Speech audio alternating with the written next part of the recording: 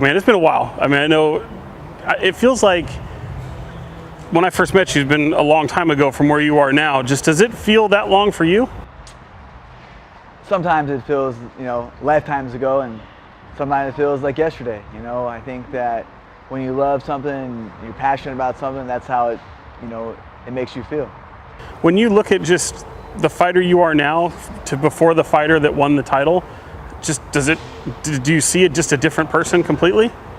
Yeah, that's one of those feelings that it feels like a lifetime ago that I was that fighter.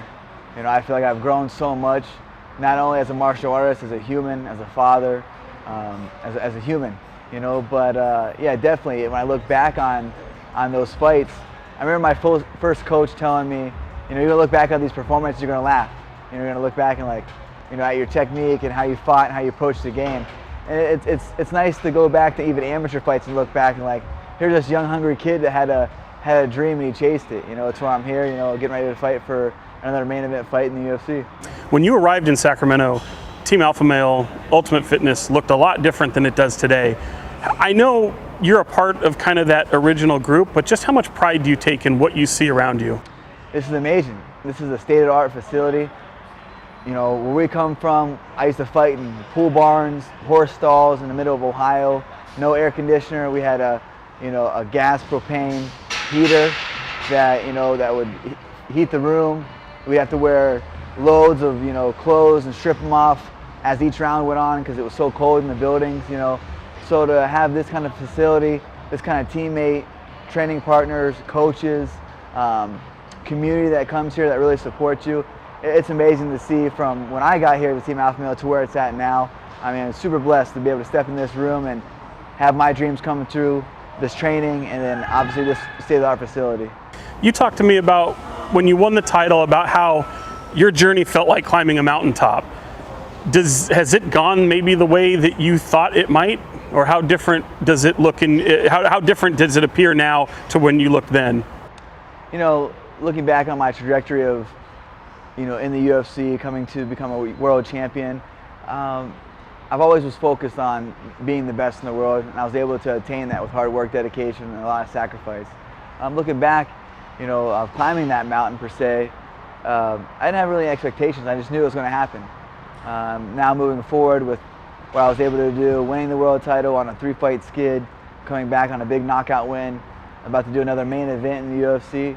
I have no expectations. I don't put expectations on myself or my career. I just show up, train hard, work hard, believe in myself. I think self-belief is the biggest power we have as humans, and just to believe in yourself. I mean, no matter how many losses or fights you've lost or whatever's going on in your life, you just got to keep moving forward. Progress is progress. You had a time where once you got the belt, you accomplished something so early. But then I read somewhere recently where you said you maybe have lost your passion for fighting after that. Is it because you won the belt so early and maybe didn't realize kind of the pressures and maybe the accomplishments, the accolades that come along with it? I feel like I've always had pressure in my life to succeed, not be a statistic. My father was in and out of prison my whole entire life, so growing up like that, you weren't supposed to make it this far. So there's always this pressure. I never crumbled under pressure. Maybe felt the pressure, but I always felt like that motivated me to succeed in whatever endeavor I was doing.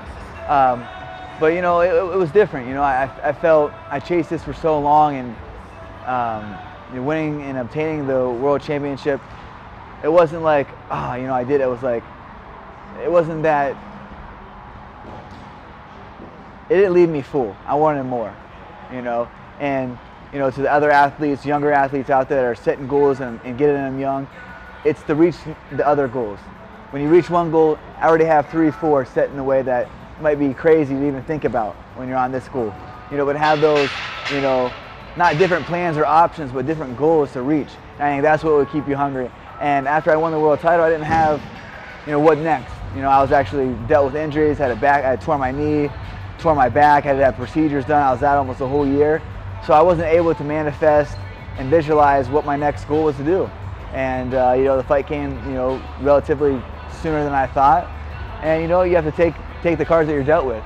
And learning experience for me in my career early on, and forever grateful. I feel like I've learned so much from those losses than I did on the wins. I shot into the UFC and became a world champion at a young age, and I lost at a young age, but that allowed me to grow in those years of a lot of downtime, injuries, self-doubt, getting away from who I was. And you have to dig deep. That's where you really truly find out who you are, when you're at the bottom. Everyone loves you and praises you when you're at the top and you're climbing, you're doing good things, but at the bottom, man, people like to kick you and keep you down, and they want to fill you with more self-doubt and doubt in yourself. We're born in doubt, we're born in sin, so that just naturally comes to you. And I feel like going through what I went through has made me a better martial artist with the losses rather than the wins. We talked about how, I guess each year might be different, but I know that when you fought, I think since 2016, it's only been really one fight, and it's because of maybe some of those setbacks that you talked about. What's an ideal kind of year look like for you? An ideal for me, I like to be busy, I like to train. I'm always in the gym, I'm always training hard. Injuries are, they happen in our sport. We literally fight, we train to fight. And the way to get in fighting shape is to fight. And your body can only take so much stress. So, being smart with my training, having longevity in my career is what I pray for. What I pray for nightly is to be able to come in here and have a healthy camp, to get inside the octagon, to perform, to use this opportunity to take care of my family and progress in my life. And for me, an ideal year would be fighting 2 to 3 times a year. Ideally, would be perfect. Obviously we're in a pandemic. I fought last year, was healthy. Felt great getting out of there. I was right back in the gym on Monday. Fought Saturday, was back in the gym on Monday. And then, I was getting ready to fight for the world title again. I worked so hard to get there, battled through hell and back. And I got COVID pretty bad, had a lot of, residual effects, vertigo, blood clots, pneumonia. I had it all. It was really bad. I had it for like 4 or 5 months. I was testing positive for it. And finally, I just, overcame it, got healthy, and got back to the training. And it took me a little longer than I expected to feel 100%, but health is number one. So I wanted to be healthy going in there, especially having a son and a family. I want to be here for them and provide for them. You were considered a long hauler, right? You were considered one of the COVID long haulers, right? Yeah. When you and you just, every time you would test, it would be positive? Yep. Yeah, I think I probably failed 6 to 8 tests, and my doctor was like, "Hey, we're gonna stop testing you because you're obviously carrying the virus. Like it's in you." I mean, I don't know how long it stayed in, or what happened with it. Obviously there's different information about COVID, but it took me a while. It took me about about half the year to start feeling like myself again. How about now? I feel great. Yeah, I mean, this is the best camp I've had, the hardest I've pushed probably in my career. I know what's at stake here. I know, when you get an opportunity, it has to be met with preparation, and that's what we were able to do this last 8 to 10 weeks, and we're ready to go out there and capitalize on this opportunity. Before you got to COVID, and obviously you mentioned some of the injuries, people know that this is a violent sport. You got to fight to stay ready and all that. But you've kind of had a long string of injuries for yourself. Can you kind of detail maybe what that first one was that you experienced, and then what came next along the timeline? Or is that just too many? Yeah, there's so many. I mean, I had a knee injury that I think correlated with a back, tearing my back, tore my hand ligaments in a couple different places, in my wrist, my hand, tore my AC joint. So I've had a lot of stuff going on. Like I said, this is the most violent sport in America, in the world. This is what I love to do. This is what I visualize myself doing since I was a kid. I get to come to work with my friends and train every day and push myself to the breaking point. I put those deposits in every day of my hard work. My work ethic's judged daily. And I get to come in these walls with my team, my coaches, and test myself daily. So I'm fulfilled with this. I talk to athletes in other sport, obviously the NBA a lot, and oftentimes when they get an injury, sometimes it can still linger in the back of their mind where they're thinking about, oh, what if I do this again? When you experience so many of those, is that ever a moment in your mind where you go, okay, this injury makes me change X, Y, or Z? Does it linger with you in the back of your mind at all? The back did. The back was probably obviously one of the worst injuries you can have. It just affects everything. The rehab for that was pretty intense, with my physical therapist. But you know what? It's like, I know what I signed up for. I know that I'm able to come back from something like that and put in the work, put in the effort, sacrifice whatever I need to sacrifice to get back to something that I love, because I'm truly full with, gratitude to be able to come in here and train and fight. That's what I love to do. Like I wouldn't know what else to do. You ever a moment where you go, why me? I think there's a couple times in your life, but I look at it like, is that the worst thing that happens to me? Talk about getting injured in something that you love to do, or losing a fight at the biggest stage. There's so many unfortunate people out there that are dealing with far greater things than saying losing a UFC world title. They're battling to stay alive every day. So that keeps me in perspective of what really matters in life. And I'm forever grateful and thankful, filled with gratitude to be able to come in here and be healthy, do something I love to do. I got air in my lungs, blood in my heart, and a dream to chase. You've got such a strong group around you, good family. Is there ever a moment where you were at your lowest during all this, and what did that feel like? What kind of went through your mind during those times? Man, I think that when you're at your lowest of lows. Yeah, you're good. I think when you're at your lowest of lows, it's nice to have such a strong team, family, coaching staff, community that rallies you up and knows that they're still supporting you. And that's what we have here. That's what I have in my family, friends. I have really a strong knit community of support that, sometimes I'm the person that they lean on the most for, battling through their, self-doubt or insecurities or, anxiety that they have or whatever they're dealing with. But at times, sometimes it's nice to fall back and let someone help you, pick you up, dust you off, and know that things are going to happen, and I'm grateful for Team Alpha. I'm grateful for my family and my friends. You had I think the knockout of the year, arguably one of the best things I've seen. I mean, a walk-off knockout. Can you kind of take us through that and just what that felt like to have a moment like that again? Yeah, I mean, anytime you go into a UFC fight, you're fighting the best in the world. Like, these guys aren't, fighting off S Street in Sacramento, you know what I mean? Some guys down there, These are guys that are literally feel like they're the best fighters in the world, and they're sacrificing everything from all over the world. So go in there and not only win, but compete at the highest level and be the best in the world is always an amazing accomplishment. But to get a huge knockout like that over a very skilled veteran in Rafael Assunção, especially when I was going up, my back was against the wall. I was on a 3-fight skid. And this was a fight for me to make it or break it, I had all the feelings that I had when excitement and anxiousness and scared and passion back I felt, but you don't know until you get inside that cage and it's locked and you're locked in there with your adversary. And then that's when you are tested on how bad do you want this? How bad do you love this sport? How bad do you want to keep progressing in this life? How bad do you want this? And that's when that cage clings and the door's locked. That's when you find out how much you love this sport. And the passion was back for it, and I was just in there, felt amazing.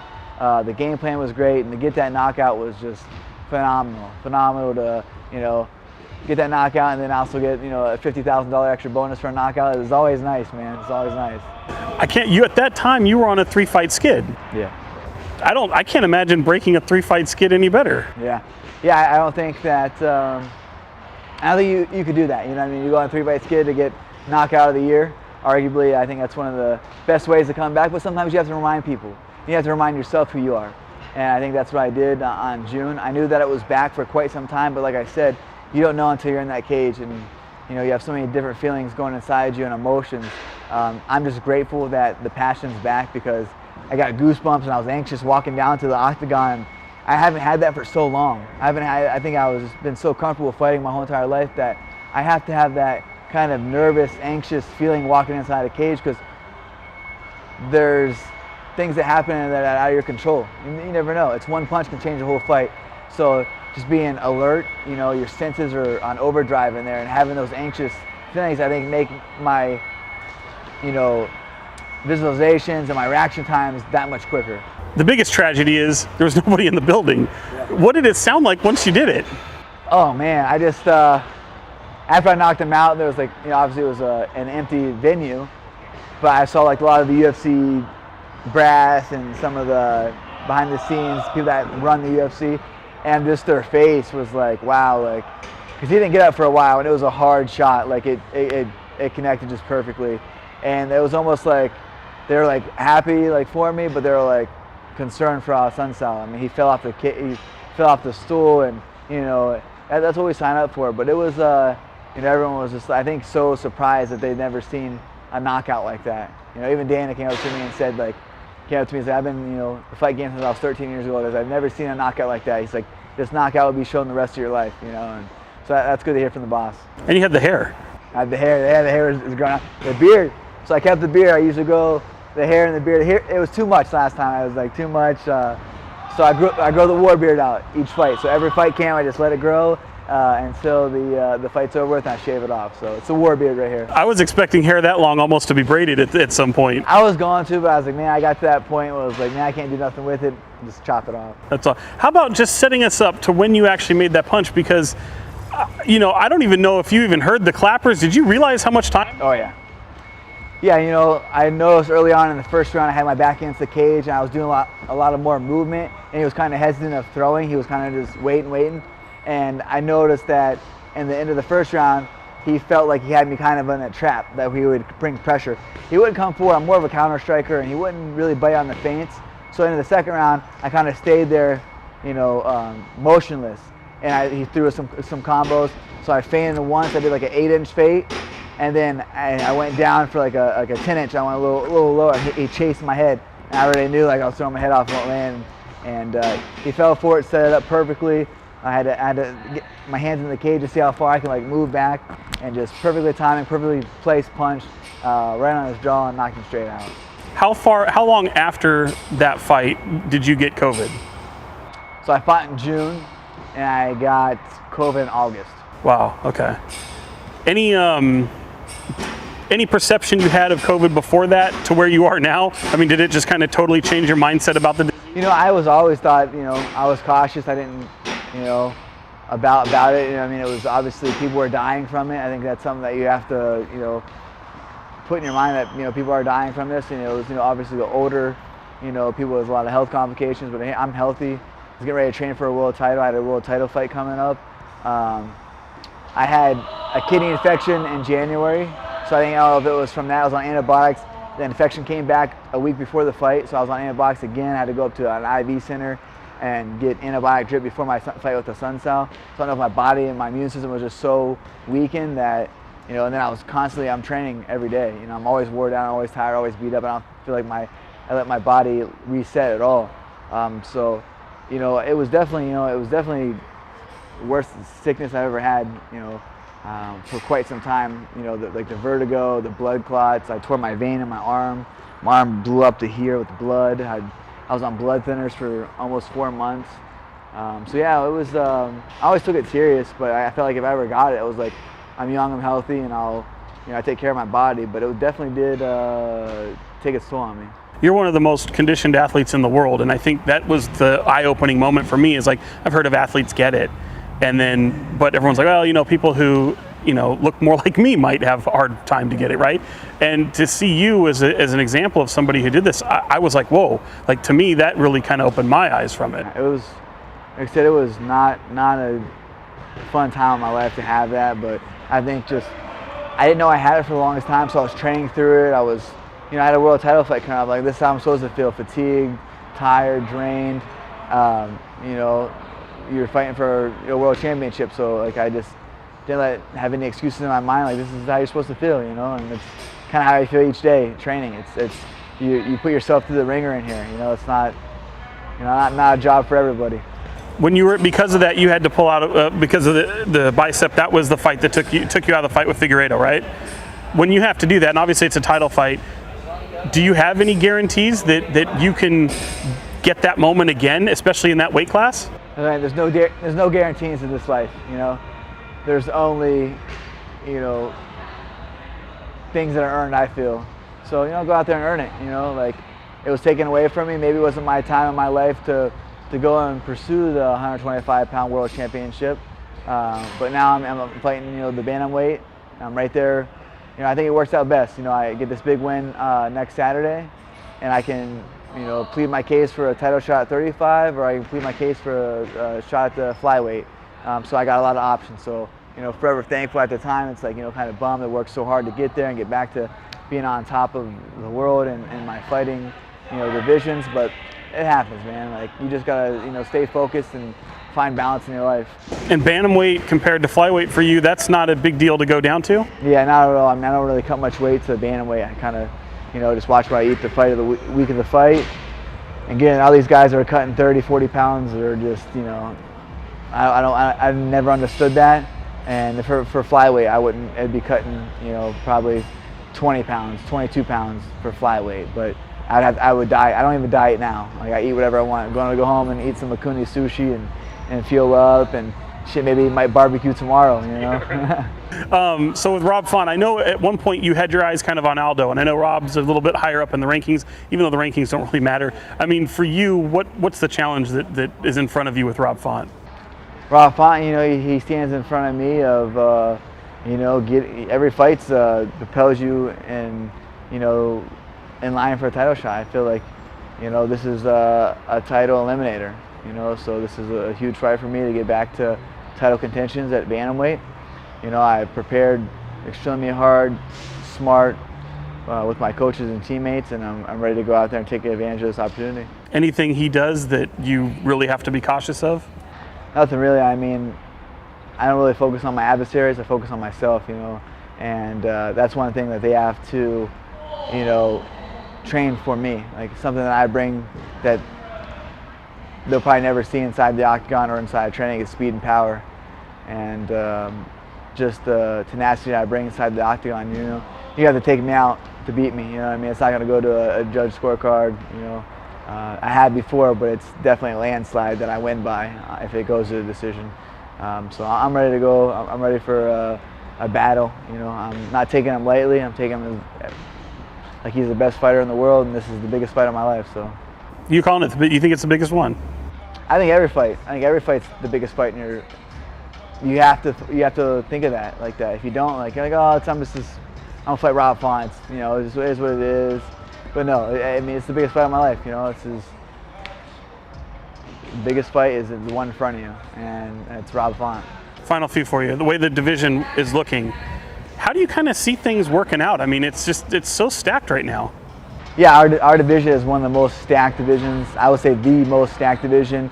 We think we have 8 former, or as of now, UFC champions in our weight class. We have 8. Wow, that's crazy. I don't think any other division has that. Name another division. How do you kind of see things happening here in the next year? I see it like I just keep preparing and taking these opportunities and believing in myself, going out there and getting the job done. I'll be the world champion, and that's all I see. That's all I've ever seen since I saw UFC on TV. So I'm gonna be world champion. Every time, I'm gonna be in the UFC and be a UFC fighter. I'm gonna be a world champion.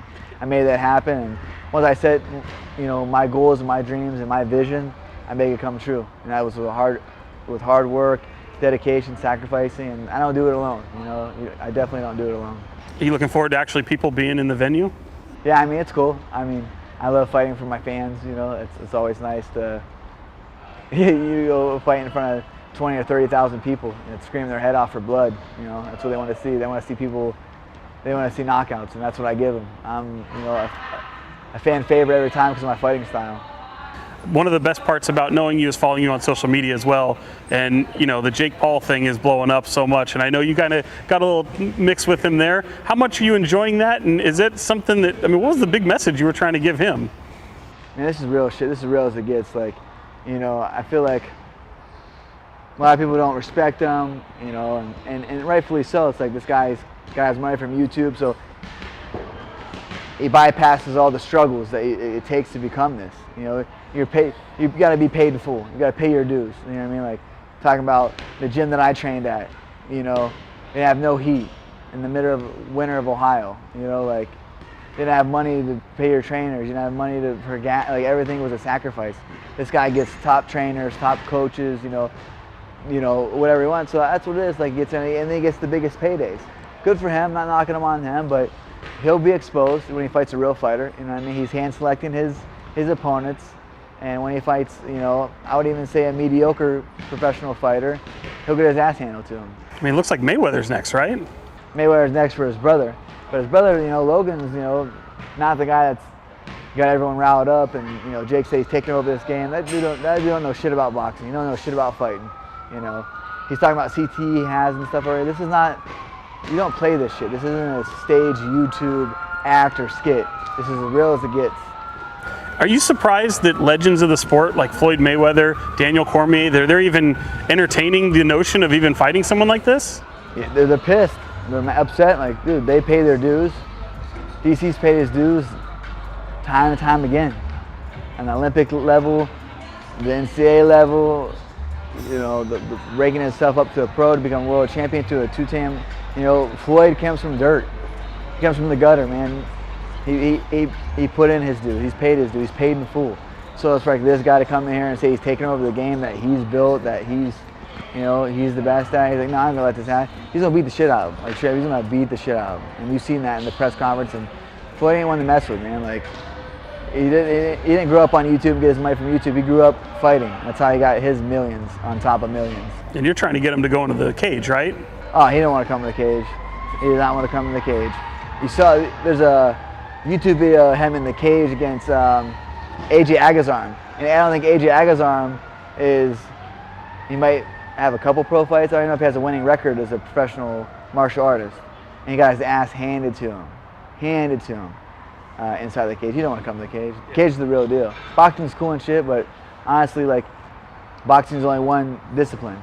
Mixed martial arts all. You know, if you're pertaining to, like, as primal as we get as a street fight, or if that were to happen, MMA is as close as it gets. It's everything. It's grappling, it's takedowns. Like, boxing, you only got to worry about hands. That's why a lot of the fighters don't do that shit. I appreciate you. Finally, because I mentioned social media, the good and the bad. I mean, are you banned from Southwest? I mean, what happened there? No, actually, the UFC tried to book our flights on Southwest, and I told them I'm not flying Southwest. Man, honestly, that guy just had given a little bit of power, and he thought he could take advantage of it. My son was 2 years old, falling asleep, had a sippy cup in his mouth, and he tried to tell me that my son had to have a mask on. I'm like, it's not happening. So, and he's a coward. He went and got another lady and told us we had to leave the flight. So it is what it is. Not flying Southwest, which sucks because I've always flown with them, and they got the easiest flights, you know, to where I go, the destination I go. But they didn't apologize or anything to you? They called, but it was basically like, you know, when you get in trouble and the principal calls you from home, like, hey, you know, talk to him, like, oh, like, it is what it is, man. Like, he's 2 years old. I'm not gonna sit here and explain myself why he's not having a mask on. He had a sippy cup, and it directly says if you're drinking, you don't have to have your mask on. He had a cup in his mouth. 7 in the morning, you know, taking the flight cross country. I think they said children by 2. Don't. Yeah, I don't know. It was just, it was like I said. I gave the guy a little bit of power, and he thought he could roll with it. He's still hiding in the bathroom though. That's what I heard.